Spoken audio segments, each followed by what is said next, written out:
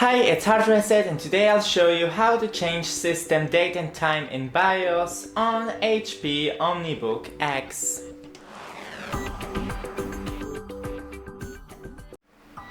So first, enter BIOS by spamming the escape button while the laptop is turning on.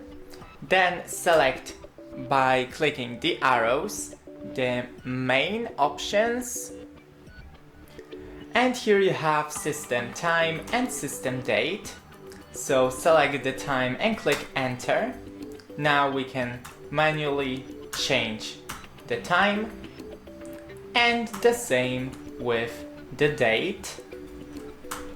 And that's it. Don't forget to leave a like and see you in the next one.